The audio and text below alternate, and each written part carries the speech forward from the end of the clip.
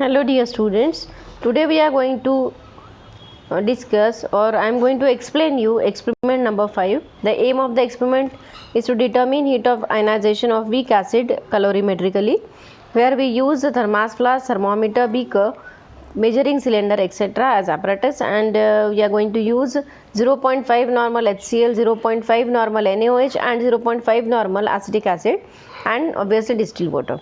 Then what is the principle behind this practical?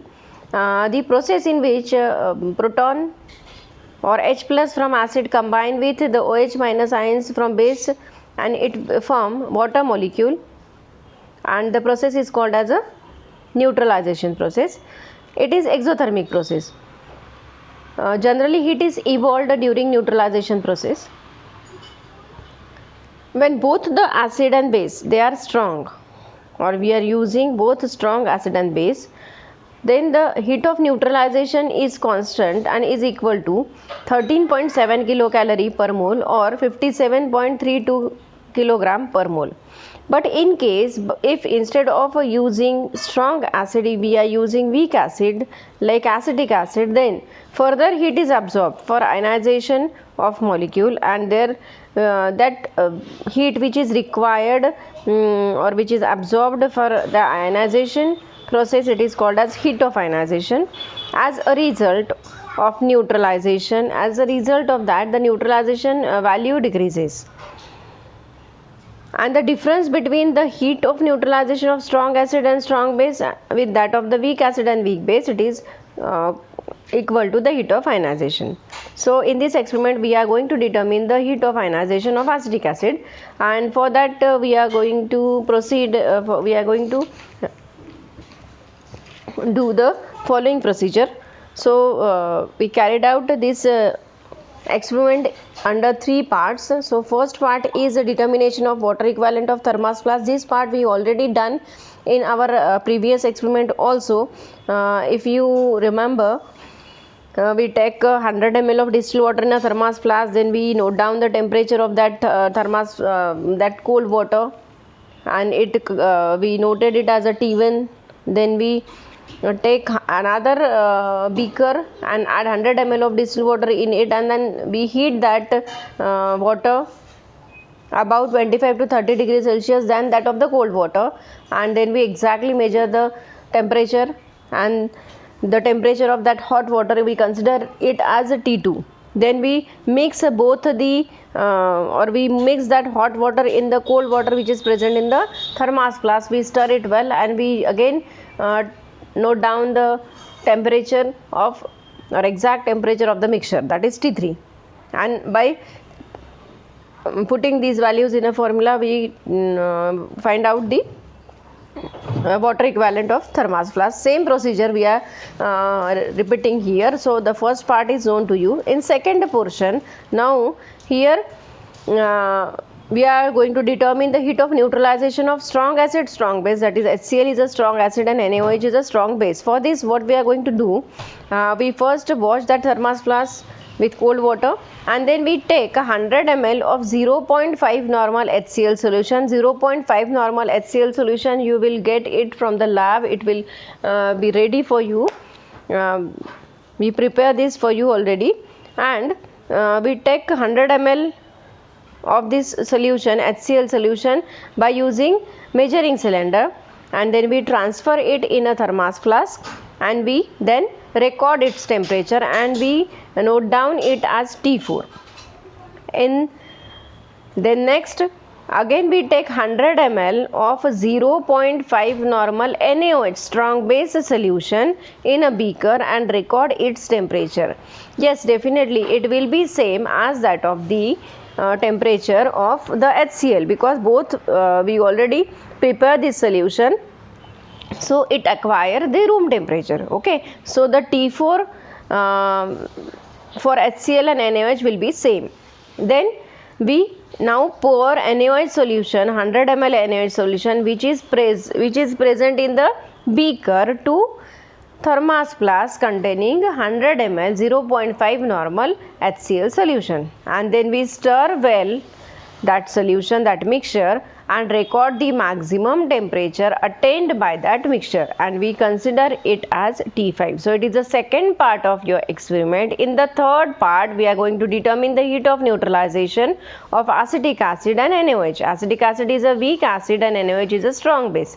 For this, again we are following the same steps. We wash the thermos flask 2-3 times with water, and then we take 100 ml 0.5 normal acetic acid solution now in thermos flask, and then we record the temperature. We record the temperature as T6. Again we take 100 ml of 0.5 normal NaOH solution in another beaker. We record the temperature. Again the recorded temperature of that acetic acid solution and NaOH solution, it will be same. We consider it as T6. After that, we pour that 100 ml 0.5 normal NaOH solution into the 100 ml 0.5 normal acetic acid solution, which is already present in the thermos flask. We mix it well, and then after mixing we record the maximum temperature attained by that solution, and it will be T7. Okay. Now after that, we now going to see the observation.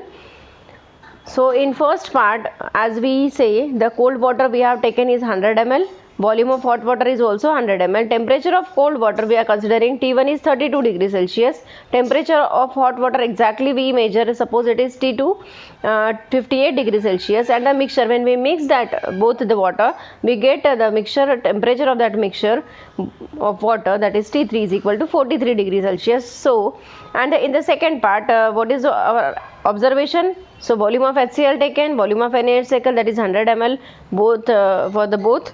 Then initial temperature of HCl, as I already told you, the initial temperature of HCl and NaOH, it will be same. So it considered as T4 and it comes as 32 degrees Celsius because it acquire room temperature. So as you can see, it is having is equal to that of the cold water. Then temperature of the mixture. When we mix both the solution, that is concentrate, that is 0.5 normal HCl and 0.5 normal NaOH 100 ml each, we mix it and we get the mixture, and temperature of that mixture, suppose it comes as a T5 35 degrees Celsius. In the third part observation, we can find out the volume of acetic acid NaOH taken respectively 100 ml. Initial temperature of acetic acid and NaOH, again it is a T6 and it is equal to 32 degrees Celsius, and temperature of mixture of acetic acid and NaOH is T7, it is 34 degrees Celsius. Then we come to calculation. First part is already known to you because in previous experiment we done same part, that for the water equivalent. Okay, so we skip it, and then for part 2, so we have to find out or determine heat evolved here, that is Q1. So formula is heat gained by HCl plus heat gained by that thermos flask. The formula is given to you. We have to put only values of T5, T4 here. After putting the values, we are getting Q1 is equal to 709.08 calories. Okay, so this is a Q1, that is for strong acid, strong base. Then in the third part calculation, we are using the same formula. Instead of T5 and T4, we use here T7 and T6, and this is for weak acid and strong base, means for acetic acid and NaOH. After calculating, we get Q2 as 472.72 calorie. You can see that as it is a weak acid, here some energy is again absorbed, and therefore Q2 is less as compared to Q1. Now, if Q1 and Q2 are the heat evolved when 0.5 normal 100 ml solutions are mixed, but if we are taking ideal condition that 1 normal and 1000 ml heat is evolved, then it is given by delta H factor. H factor for Q1 it becomes delta H1. So what is the formula? Q1 into 1000 divided by 0.5 into 100. After calculating, we get delta H is equal to 14,181.60 calories. And for delta H2, now we are putting here Q2, and rest of the all calculation is the same. So we get the value 9454.4 calories. and now we are going to take a difference of it. That difference is actually the heat of ionization, as we earlier said. So minus delta H2, formula is that minus delta H2 minus of minus delta H, means actually it becomes delta H1 minus delta H2, and therefore we get the value as 4727.2 calories.